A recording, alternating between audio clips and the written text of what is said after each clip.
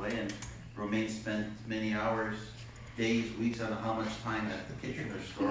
I got very worried when I used to hear that Romaine is in Kitchener. I said, oh my goodness, and that's because some of the Kitchener people come to our shop, and Romaine is there and doing his miracles. So thanks, Phil, for coming. And Nicole is here from Canada's Magic Lodge. She helps us out at the bash. Thanks, Nicole, for coming. And then you have guys like Buck McLeod and a lot of pros. And a big thanks to Mark Earhart for driving all the way in and bringing Romaine today. Thanks. And of course, Mr. Glenn Ottaway. Yes. Right there.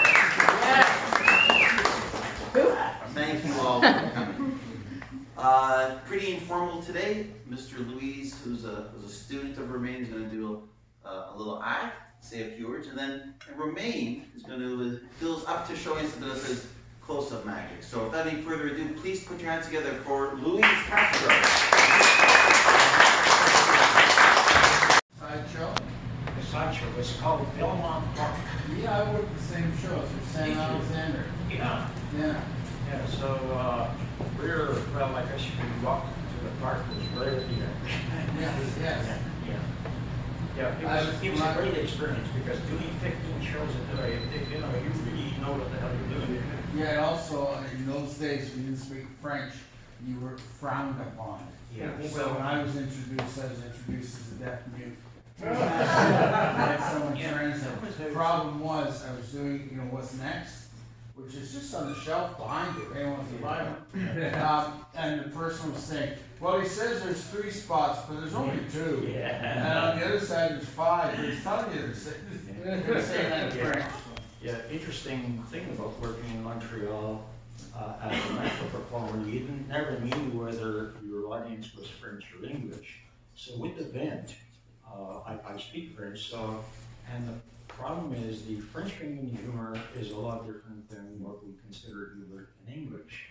It's very physical and very low level, and so for a 16-year-old to be emanating that language, anyway, it's part of life. Yes. Did you, other than stage acts, did you ever do close-up performances for parties or conventions or birthdays or before you first started? I've done walk-around close-up. I found at parties or conventions, the best place to set up your table if you're going to work from a table, which is more advantageous because people have drinks in their hands and whatnot, and you can't hand them cards or sponges or whatever. So I would set up my little table, a close-up table, portable, next to the bar. That's the place that everybody's going to come to, because performers have a tendency of getting to one table and they're going over so great that they stay there, and then whoever's hired you, they say, well, nobody saw you because you never left that table, right? But at the bar, I worked for me. I had a routine about 4 tricks, and I would do them in a sequence. So when the crowd that was standing around the table saw that the sequence was starting over, they would walk away. So eventually everybody comes to the bar.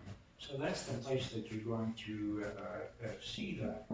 The other thing that I found was a good thing of close-up is that when you're working in a nightclub,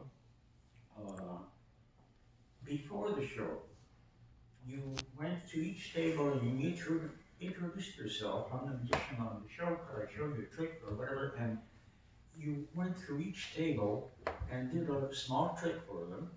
By the time you got on stage for your act, everybody was your friend. They met you personally and they say, hey, did you hear for, and all that just.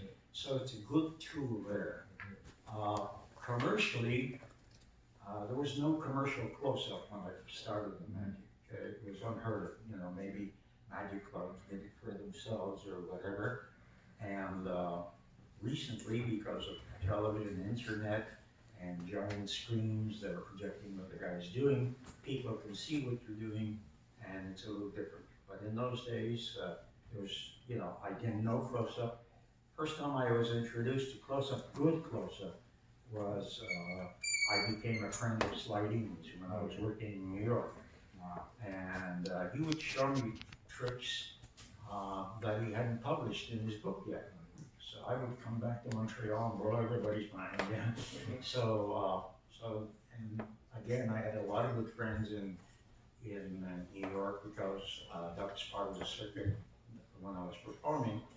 Among them was Frank Garcia, Al Quasso, Lou Tannen, who owns the shop at that time, Tony Spina, who died just recently. So Do you still practice at home? I do. You do? Yeah, the thing is I'm using 2¼ inch bigger balls. So you need a lot of stretch in your fingers. Oh, yeah. And you find that if you leave it alone for too long, you lose it. And then you've got balls dropping all over the place. However, as I told Jack before, I haven't done the act itself in 3 years because my wife is sick. And I cannot promise anybody a future date. Yes, I'll be there because the situation is precarious, so I never know when I'm in a hospital. So, any other questions? General question. Well, I'll answer your second one first. Is perform as many times as you can, and perform for the public. Okay. At home, without doubt, it's practice, practice, practice. But perform in front of live people, because you meet all kinds of people and you know how to handle social situations. There are a lot of what I call mirror magicians. They're great for themselves in the mirror, but they've never performed for anybody. So, perform when they have the opportunity without interfering with what people do. You know? So, I always find if two people are sitting at a table and I don't know them, I walk by the table and I stop, and I pick up, I said, did anybody lose a white penknife? You know, I said, oh, did anybody lose a black one? You know, bang. You know, so now, if they want to see more, they'll invite you, you know, you say, hi, I'm a magician, you know, that type of thing. So that's another thing. Plus, it was the right approach to the table. You know, I'm sure if anybody of you work at restaurants, you don't walk up to a table where it's full of food, you know, in the middle of the meal. That's the wrong time, right? And again, restaurants they always find it difficult. That's why I think gadgets like a platform that hooks onto the table or whatever, because you're dealing with spillage, you're dealing with kids with chickens on their hands, and you know, stuff like that. So again. Remember that a restaurant, in order for your reputation, you better get known to